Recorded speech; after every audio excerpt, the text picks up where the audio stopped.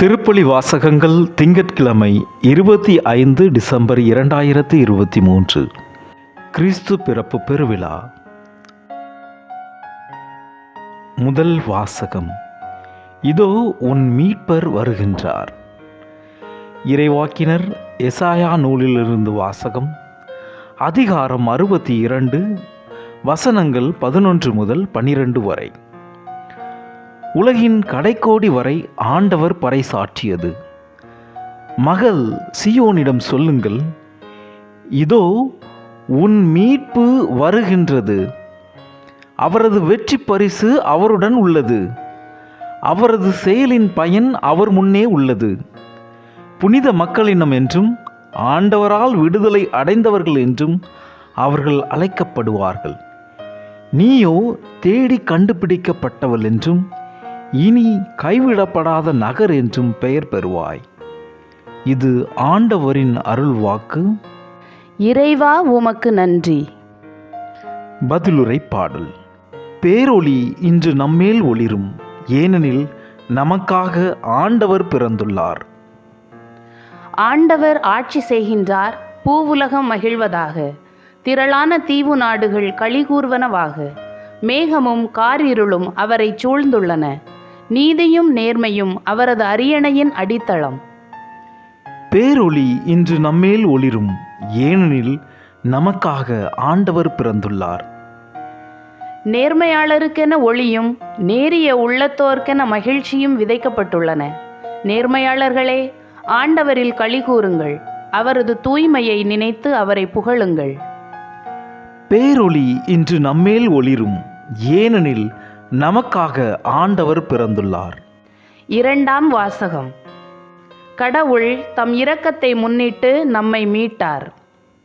திருத்தூதர் பவுல் தீத்துக்கு எழுதிய திருமுகத்திலிருந்து வாசகம். அதிகாரம் 3, வசனங்கள் 4 முதல் 7 வரை. நம் மீட்பராம் கடவுளின் நன்மையும் மனித நேயமும் வெளிப்பட்ட போது நாம் செய்த அறச்செயல்களை முன்னிட்டல்ல, மாறாக தம் இரக்கத்தை முன்னிட்டு புதுப்பிறப்பு அளிக்கும் நீரினாலும் புதுப்பிக்கும் தூய ஆவியாலும் கடவுள் நம்மை மீட்டார். அவர் நம் மீட்பராகிய இயேசு கிறிஸ்துவின் வழியாக தூய ஆவியை நம்மீது நிறைவாக பொழிந்தார்.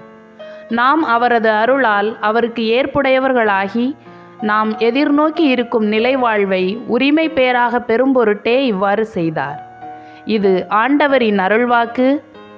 இறைவா உமக்கு நன்றி. நற்செய்தி வாசகம். இடையர் மரியாவையும் யோசேப்பையும் குழந்தையையும் கண்டார்கள். லூக்கா எழுதிய தூய நற்செய்தியிலிருந்து வாசகம். அதிகாரம் 2, வசனங்கள் 15 முதல் 20 வரை. வானதூதர் இடையர்களை விட்டு விண்ணகம் சென்ற பின்பு இடையர்கள் ஒருவரை ஒருவர் நோக்கி, வாருங்கள், நாம் பெத்லகேமுக்கு போய் ஆண்டவர் நமக்கு அறிவித்திருக்கிற இந்த நிகழ்ச்சியை பார்ப்போம் என்று சொல்லிக்கொண்டு விரைந்து சென்று மரியாவையும் யோசேப்பையும் தீவன தொட்டியில் கிடத்தியிருந்த குழந்தையையும் கண்டார்கள். பின்பு அந்த குழந்தையை பற்றி தங்களுக்கு சொல்லப்பட்ட செய்தியை தெரிவித்தார்கள். அதை கேட்ட யாவரும் இடையர்கள் தங்களுக்கு சொன்னவற்றை குறித்து வியப்படைந்தனர். ஆனால் மரியா இந்நிகழ்ச்சிகளையெல்லாம் தம் உள்ளத்தில் இருத்தி சிந்தித்து கொண்டிருந்தார். இடையர்கள் தாங்கள் கேட்டவை கண்டவை அனைத்தையும் குறித்து கடவுளை போற்றி புகழ்ந்து பாடிக்கொண்டே திரும்பிச் சென்றார்கள். அவர்களுக்கு சொல்லப்பட்டவாறு எல்லாம் நிகழ்ந்திருந்தது.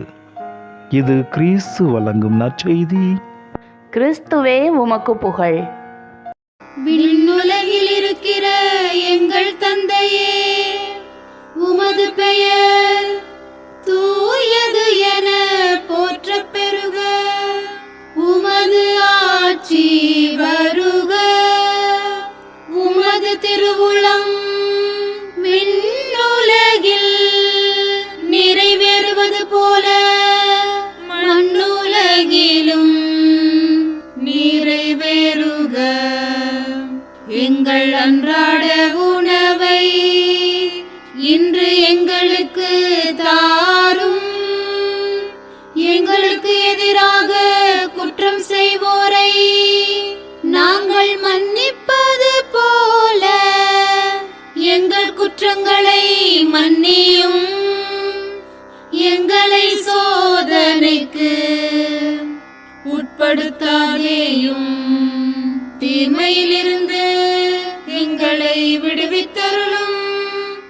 மிகவும் இரக்கமுள்ள தாயே, உமது அடைக்கலமாக ஓடி வந்து உம்முடைய உதவி நன்மைகளை இறந்து உம்முடைய பரிந்துரையை கெஞ்சி கேட்ட ஒருவராகிலும் உம்மால் கைவிடப்பட்டார் என்று உலகில் சொல்ல கேள்விப்பட்டதில்லை என்பதை நினைத்தருளும். கண்ணியருடைய அரசியான கண்ணியே, தயையுள்ள தாயே, இத்தகைய நம்பிக்கையால் தூண்டப்பெற்று உம்முடைய திருவடியை அண்டி வருகிறேன். பெருமூச்சுடனும் அழுகையுடனும் பாவி நான் உம் கருணைக்கு காத்துக்கொண்டு உம் திருமுன் நிற்கிறேன். மனு உருவான வாக்கின் அன்னையே, என் மன்றாட்டை புறக்கணியாமல் எனக்காக தயவாய் வேண்டிக் கொள்ளும். ஆமேன். அமலோற்பவியான புனித மரியாயே, பாவிகளுக்கு அடைக்கலமே, இதோ உம்முடைய அடைக்கலமாக ஓடி வந்தோம். எங்கள் பேரில் இரக்கமாயிருந்து எங்களுக்காக உம் திருமைந்தனை வேண்டிக் கொள்ளும்.